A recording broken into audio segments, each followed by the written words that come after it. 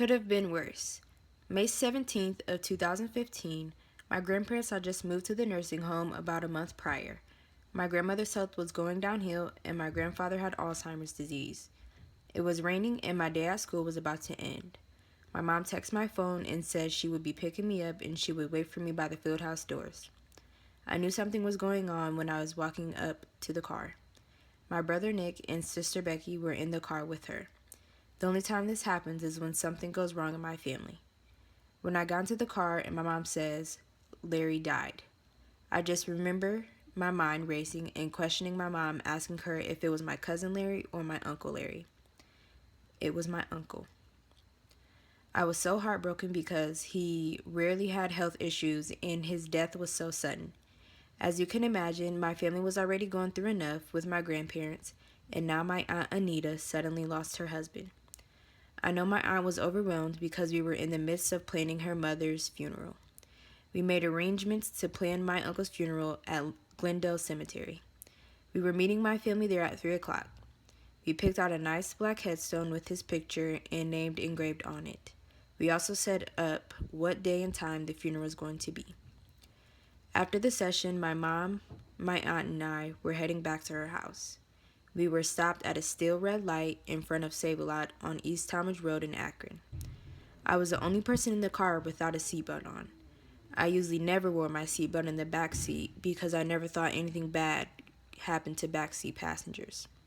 I was drinking a can of orange crush pop and looking out of the front windshield. My mom and aunt were conversing about the funeral, who's making dinner that day, and what we are doing afterward. All of a sudden, a black SUV ran into the back of our car. My mom drives a small Chevy Aveo, which caused it to be more impactful on us. I heard nothing but shattering glass. My head and shoulders were thrown against my seat, and then my whole body was thrown between the driver's seat and the passenger seat. The can of pop crushed against my chest, leaving liquid on the cloth fabric on the inside roof. My ribs crushed against the armrest between the two front seats. I tried grabbing onto the two seats and stopping myself from flying forward any more than I already did. My mom stuck her arm out trying to catch me.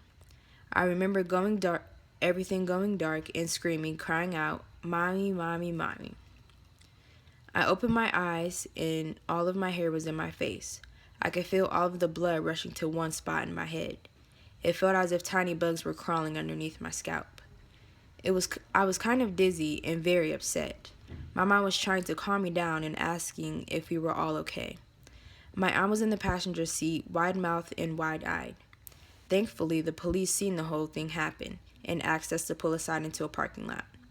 We got out of the car to see the damages and to talk to the person who hit us. When the lady got out of her car, she was apologizing and saying that she was fidgeting with her radio and trying to pick up her card off of the floor. It caused her to lose sight of the road and collide into our car. I started to scream at her, telling her that she could have killed us and she could have waited to pick up her card when she got to her destination. I called her stupid for doing this to us. It was all out of anger and we ended up talking it out and I gave her a hug. She explained to my family that it wasn't in her intentions to hurt any of us and apologized again. We went our separate ways and I haven't seen her around since then. I hope and pray that she hasn't gotten into another accident with anyone else. This was the first car accident I have ever been in and I would never want to be in one again. I ended up with whiplash and curvature in my cervical spine, but everything else looked okay. I had to go to therapy at Health Source in Norton multiple times a week for countless months to get my neck and back adjusted. My mom and aunt were not hurt, although they were very stunned and worried about me. I have always driven by several car crashes and said a small prayer for the ones involved.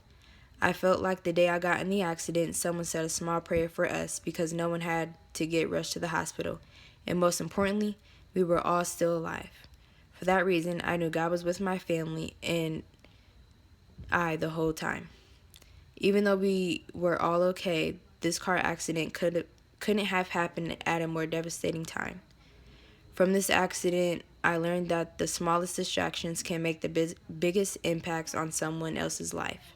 The situation could have turned out way worse than what it did.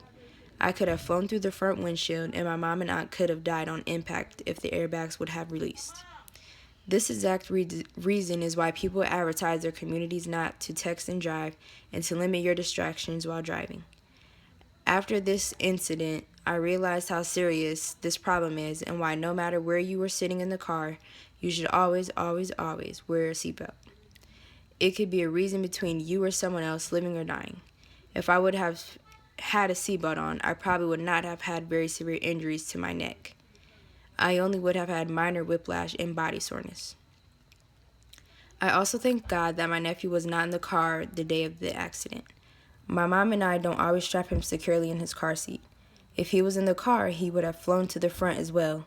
Our heads could have rocketed off one another's and caused trauma injuries to both of our heads. My nephew, at the time, barely weighed 50 pounds, so he would have been more vulnerable to very severe injuries and possibly death. My mom and I discussed how we should, from that time on, securely strap him in case something like that happened again. As stated before, the lady that hit us came up with many excuses as to why she wasn't paying attention to the road. Ultimately, there is no excuse. She could have killed my family and I with no full intentions. She would have had to go to bed every night knowing she killed multiple people and caused my family a great deal of pain and suffering. For one person, that's a lot to take on. If you never want to be in this type of situation, sustain yourself from distractions during your trips in a car. I know most of us are young and we like to have our friends and family in our cars with our favorite music blaring with the windows down. Ask yourself, is having fun in the car, texting or scrambling for things on the floor or in your glove compartment box while driving really worth taking someone's life? Could you go to bed every night wondering how much grief you caused their family? Could you stomach going to their funeral without feeling guilty? Would you be willing to go to prison for accidentally killing someone? I personally couldn't and wouldn't be able to handle the mental aspect of knowing I'm the cause of someone's injuries or death. That's why it's important to understand and pursue all driving precautions.